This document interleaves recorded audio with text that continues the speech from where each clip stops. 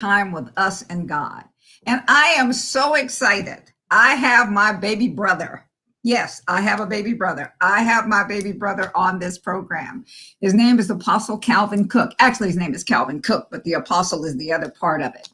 And I am so excited. You know, people talk about relatives. They talk about this. They talk about this. They talk about, you know, this is my brother. This is my sister. This is my daddy. But they don't even know the people. This is a man that I have known for, that's been my brother for a lot of years. And, you know, just as children do in a family, they agree, they disagree, they go through their little changes, you know, just like baby brothers do. Sometimes he pouts, sometimes he picks at me, sometimes he does all of those things. But there is a marvelous man. He shares his family. He shares, he has such a generous heart. And I want to welcome my brother, my friend, Apostle Calvin Cook. Welcome to the Tell It Like It Is, the Kingdom Ways program. Hey, Dr. Baker. Apostle. Okay. This is going to be an interview. First, all right. Okay. I've never been interviewed before, so I'm a virgin. Oh, okay. Well, at least you're a virgin. Okay. Anyway, first. See, one of the reasons that we stay healthy is because a merry heart does good like a medicine. Laughter is good for us, and we both laugh every day. Yep. Every day.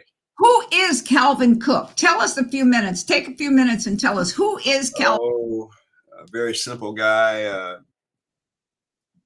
Been in San Jose since I came back from Vietnam.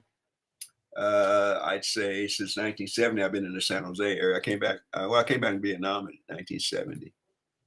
And so I've been here in the Bay Area, been in the church here since early 80, I'm not sure, but somewhere in that area. I've been here for a while, things of God. I'm just a man that has a passion for the things of God. Don't care about the titles, but I'm not ashamed to be called an apostle because that's how I operate. Mm-hmm.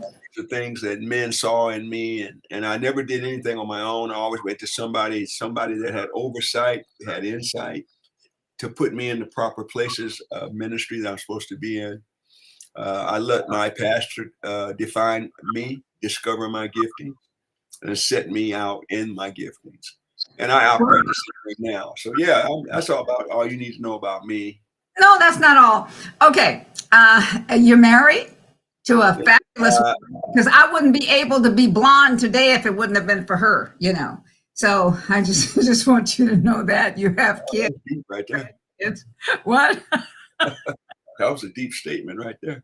Yeah, it is. I mean, she is. Yeah. Well, I've been married 49, and this coming year, it'll be 50 years. We're going to celebrate our 50th year being together, and I've got 2 sons. Actually, I raised 3 sons, but 2 natural sons, and I got my nephew who is like my son. We helped raise him.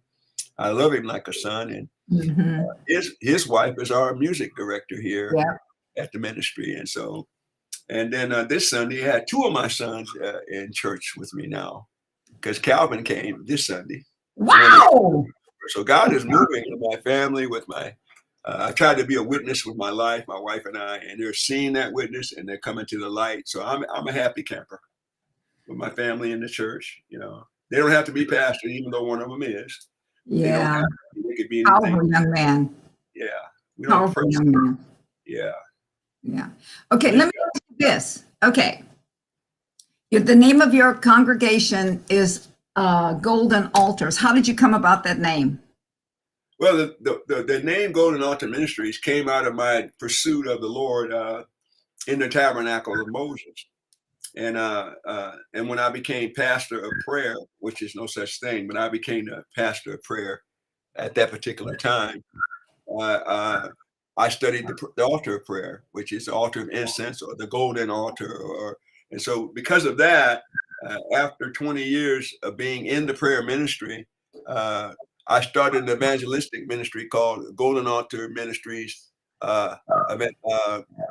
teaching outreach or whatever I call it. And then when I started Christian Men's Home, and I had Golden Altar Ministries Christian Men's Home. And then when I launched the church in 2002, I changed it to Golden Altar Ministries World Outreach Church. And so that's how the transition came into. But I named the church Golden Altar because that was going to be our focus, was going to be the presence of God in prayer. Okay, here's another question that I have for you. What happened to you? I know that you were the pastor, and I disagree with you in saying there's no such thing, because I believe that there is a shepherd that leads, because I know that I was in some of those. And I believe that there is a shepherd that leads people into prayer. And all joking aside, that's something that you did. You did not teach prayer. You did not send people out to pray, but you took the people and you brought them into the presence. You showed them what the presence was to be about. And this is what you did with us, and this is what happened. But what led you on the quest to what was the road to studying the tabernacle? I'm going to say this, and then I'm going to let you. I caught interest of the tabernacle because I was listening to Mike Garcia, and he was doing a Bible study, and he mentioned the tabernacle, and so I went to him after his lesson that he had taught. And I said, Pastor Mike, you know what? You caught my interest with that particular. And I said, I want you to teach more. He said, I'm not going to teach you. I want you to go study for yourself. Yes. So he told me to go and I went and got every book on the tabernacle written of man. I mean, everything I could get my hands on. And I became a student. And then I ran into some men who not only were teaching the tabernacle, they were living the tabernacle. Kelly Varner, Cecil DeSalle, other ones that were teaching out of not teaching about prayer, but became prayers. They became prayer, and they were teaching from what they became. And that made the difference in the ministry. I'm not praying to get anything from God. I'm praying from God. Yes. Not for God, but from being who he is in the earth as he is. I am in the earth too. And so it took years to get there. This is really interesting. One of the things that I did not know is that Pastor Mike Garcia was instrumental in where it is that you ended up. I mean, what it is that the quest that you went on, and that same person was instrumental in my walk. I mean, he was instrumental in that. I went to I heard some things from him, and it was only one sermon, and went to him, and he did something similar. I mean, so it's really interesting. I mean, we are just related on all these notes. Okay, when you started to study about the tabernacle,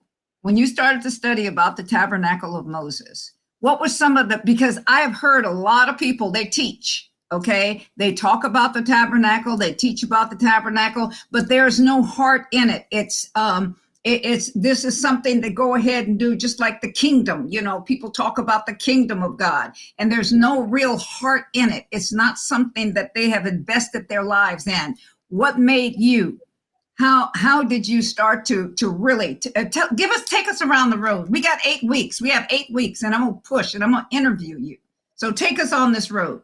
Well, what made the difference of the tabernacle to me in studying, I found out the tabernacle is just a picture of me, and a picture of Christ, and a picture of the church. It's symbolic and symbols, metaphors, types. It was heaven on earth for the first time since Adam in the garden. And so when Jesus was telling his disciples, he said, teach us how to pray. He says, pray that my kingdom come. Well, there in the tabernacle of Moses in the desert of Sinai, the kingdom manifested in types, shadows, and that. And he tells us in the book of 1 Corinthians, he says, I did these things for your examples that you might. So he gave examples. He told us, I'll even get this down here. He told us in Hebrews chapter 5, he said, there's some things that are really realities in heaven. And these are figures of those types here in the tabernacle. These things that are real in heaven are typed out for you in the tabernacle. And as I began to study, I found myself saved. I found what salvation meant. I found out the life of Christ. I found out the fivefold ministry giftings. I discovered the life of Jesus and his church in the last day, and all that is all depicted in the tabernacle. I don't have to listen to too much eschatology about the last day. It's revealed in the pattern of the sun that Moses got on the top of the mountain when he went up and began to seek the Lord. He found the last day, and the last day's name is Jesus. And see, that's what a lot of us don't understand. People are saying the last day takes place outside of Christ, but Jesus already told you that he's the resurrection, the life. You live and move and have your being. So if you live and move in a place, you have your being, you're going to have the last day in the place where you live. And he is the Aleph and Tav, and he is the Alpha Omega all at one time. And the beginning and the end. That's it. That's what. We don't have to look outside of Christ to find out what's going on. We have to look at the patterns that he left in the tabernacle. And we can walk through a lot of these things in these 8 weeks, and we can see the reality that we don't have to panic and listen to all the prognosticators and the doom and gloomers, because the pattern has been set, and it's been set in the sun. Yes. It's the pattern of the sun. And people will argue all the time and say, well, there's many more patterns. No, God only left one pattern, and then it graduates, which I'll show you how it goes from the tabernacle of Moses to the tabernacle of David, and from the tabernacle of David to the tabernacle of Solomon to the tabernacle of you. Yes. You being the temple, the human being. Final work. He said, you tear this thing down. It took 46 years. I'll build this in 3,000 years, or in 3 days. I'll build this new man. And we are the new man that God is building. So the tabernacle relates to us present day as we strive for transformation, which we don't strive. We just have to put ourselves in a proper position in him and understand why he put us in him, is so that we could be like him. You know, when I look at you, when I think about you, you saw, I know you don't watch much television or anything, but I know you know who the Pillsbury Doughboy is, right? Oh, I watched that much, yeah. Okay. You know, when you push the Pillsbury Doughboy in his belly, he laughs. When you push you in your belly, Tabernacle comes out. And that's right. And that's but I got a reality. I'm not trying to sell the reality. It is a reality. That's it. That's what I'm talking about. That's who you are. And that's what I'm talking about. That's who you are. And as I do that, this is the reason. This is the reason that I had to do this. This was something that God put in my heart, in my being, because there's so much going on out there. There's so many people teaching. There's so many people talking about the tabernacle, but they have nothing in them, no real investment. They've read what you wrote. They've read your notes. They've done this. They've done this. They've done this. But there is no heart in it, and it's in you. This is who you are. This is a part of it, and this is what you bring as an apostle to the body. And I'm really excited. Okay, let's go to, if you were teaching from the very beginning, if here it is, you're teaching from the very beginning about the tabernacle, what do you, I mean, I was in your class, so I mean, you know, I know something. I mean, you know, I was in your class, but what I'm saying is this: where would you begin? I want you to begin there. I want you to open it up for people. I want you to open it up for reason, for whatever it is, however it is that you want to bring it across. Go for it, please. Well, the tabernacle has its purpose because the people of God were coming out of something, and they needed something to go into. When God brings you out, he brings you into. He brought them out of Egypt to bring them into a place of preservation. And he wanted to preserve them because they weren't ready for the possession of the promise. There were some things that happened to them in Egypt. There were things that happened to us in our sin, happened to us in our last marriage, happened to us when we were kids and somebody violated it. We haven't gotten over that, yet we've been given a promise. And we know that we will obtain to the promise, but there's an enemy inside of us that keeps telling us that we're not worthy for the promise. So God brings us into the wilderness, and he begins to construct a thing called the tabernacle, which means he comes to dwell in the people to help deconstruct what happened to them in Egypt. Begins to loose them. They got forgiven for their sin. Now here's what happens. You get delivered from the penalty of sin, but you don't get delivered from the power of it until you come through the wilderness. Even though you're not going to go to hell for sin, you can still live like you're in hell, that sin brought you away. So God brings out, then it takes 9 months to build the tabernacle because he's going to birth a nation out of that womb. So he's bringing this new baby in the tabernacle, which is going to be a new creation unto me, a holy generation. He's calling for a priesthood. They said, no, we don't want to be a priesthood. They rejected. They were supposed to be the answer to all the other nations being heathen. He was going to use their priestly lives to save the rest of the world, to bring the rest of the. They said, no, let Moses become the intercessor. And we're doing that today in the church. Instead of everybody understanding that there's no one in the church that's not an intercessor. That's the biggest lie we've told the people, that there's a special group of intercessors. Now, there may be a special group of intercessors because they had the sense enough to stand in a place until the rest of everybody wakens up so they can take their role and take their place. If I have a church and everybody's not an intercessor, I have a church that's not going to be effective as it could be if everybody was in their place. The tabernacle shows us the picture of how the church is protected by the armies, by the workers, and by the worshipers. And so the tabernacle gives us how God had in his mind that he would always protect the centrality of Christ by keeping the Holy of Holies in the center of man, which would be in man's heart. And so man would carry the Ark of the Covenant in this day. God would operate out of man's heart because the kingdom can't come with observation, it comes within. And what people don't know is that when they receive Christ, they receive the king. And when they receive the king, they receive his kingdom. So the kingdom has come. So we can stop arguing about the kingdom ain't now. The kingdom is not only now, it's come and it's operating in the people. The tabernacle begins to release every detail of his coming and how aggressive he was that the first piece of furniture that he built was the Ark of the Covenant. He wanted to initiate your salvation. He wanted to initiate your deliverance. No one is in the kingdom because they called themselves. He called everyone, chose everyone to bring them into Christ. No one is in Christ because they made a decision and ran up to the pulpit because some evangelist came in town.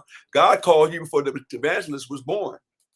God didn't wait for nobody to tell themselves they're the soul winners of the whole world.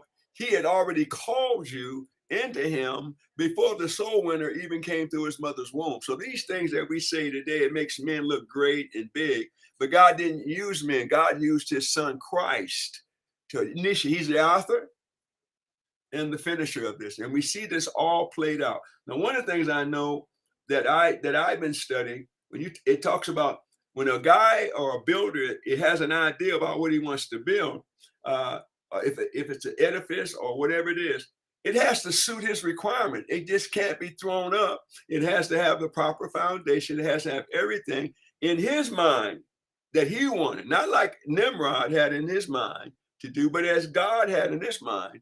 And God had to stop Nimrod. And he's going to stop many of these other building programs going on because they're not coming out of the mind of God. They're coming out of the architecture of the world we live in.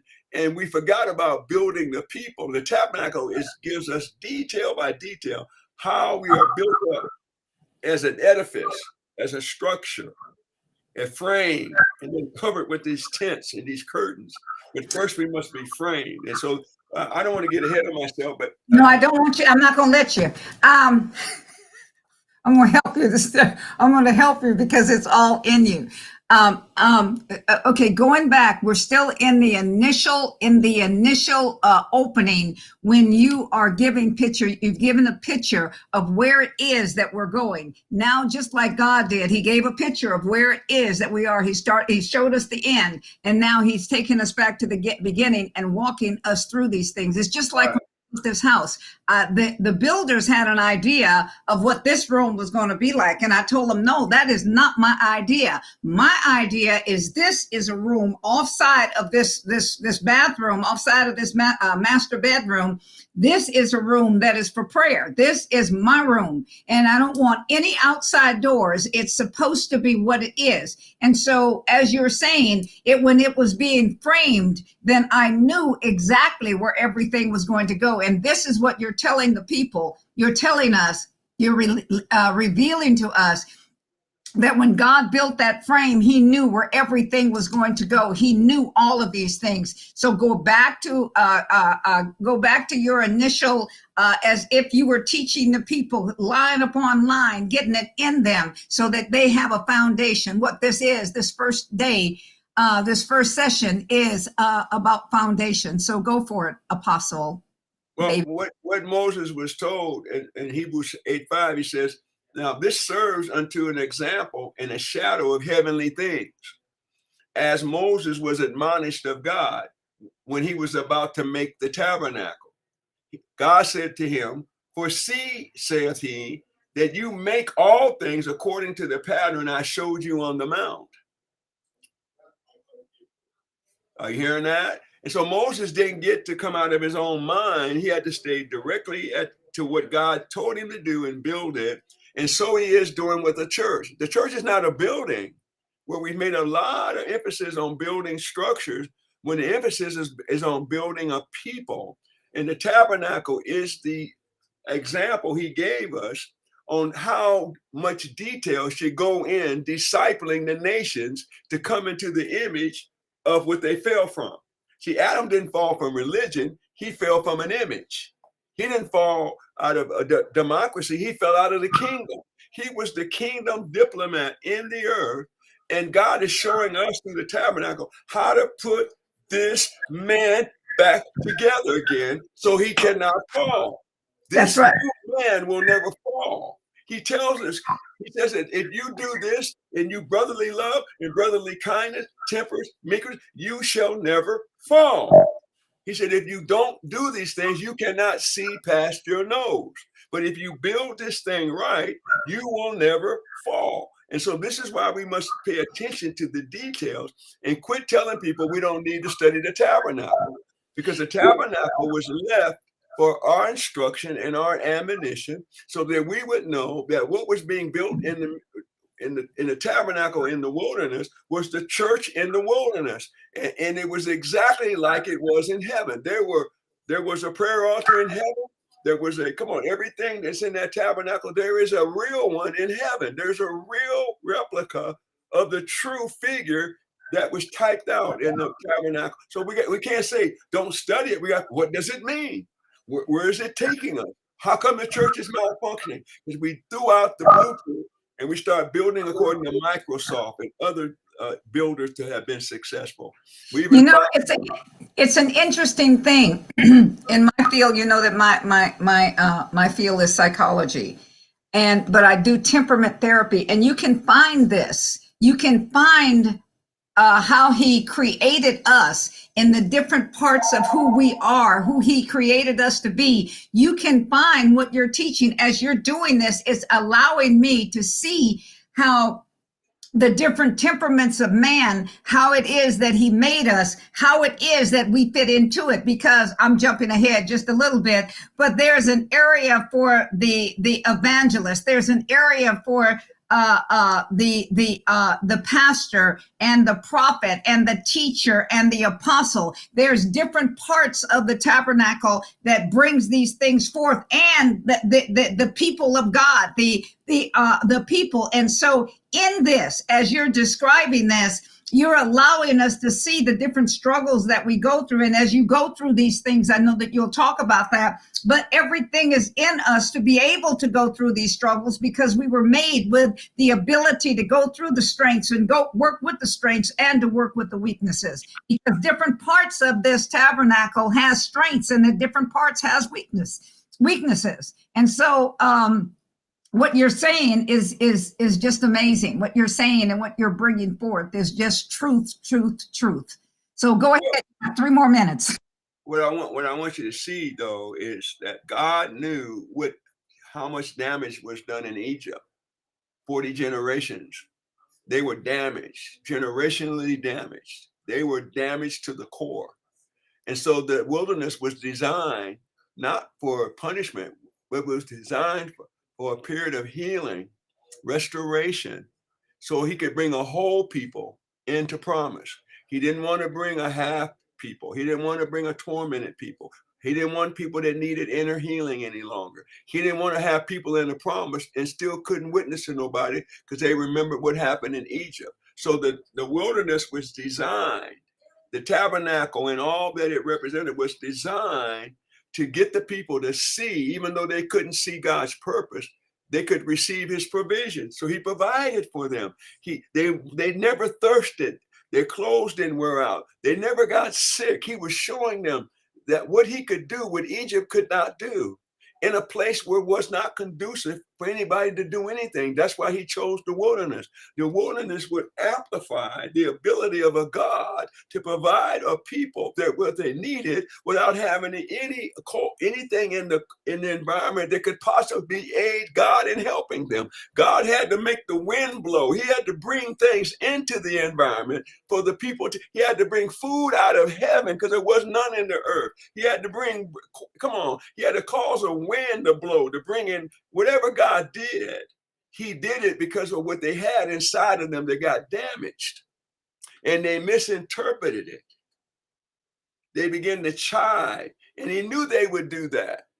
That's why he had them millions of animals to sacrifice, because he knew they would need that much blood until they got renewed in the spirit of their mind. So God had blood shed for their failings and accusations against him. He built up a system to keep them until the day that he would come and bring salvation to the people. He knew exactly what they would do. He knew exactly what they would say. He built that whole structure to let us know God knows exactly where you are. He knows exactly your hurt. He's not mad at you because you got raped. He's not mad at you because you fell down. He's not mad at you that you don't have it right. He got it right. And he shows us that he never moved. He never moved. The glory never moved. It stayed stationary. It stayed in the right place, which tells us that he never moves when we fall. He never moves when we don't do right. He's there. He's there. He stabled himself there, even though they were damaged because of where they come from. Hallelujah. Hallelujah. We are 27 minutes in, and I'm telling you, I'm telling you. Do not miss next week, because we're going to still be in the wilderness taking you through. And this is Apostle Dr. Baker and her baby brother, Apostle Calvin Cook, telling you, you do not want to miss next week. Because he is going to bring it. He's supposed to be with me 8 weeks, but we don't know how long God might keep us together. So I thank you for joining us on the Tell It Like It Is, the Kingdom Way. And we'll see you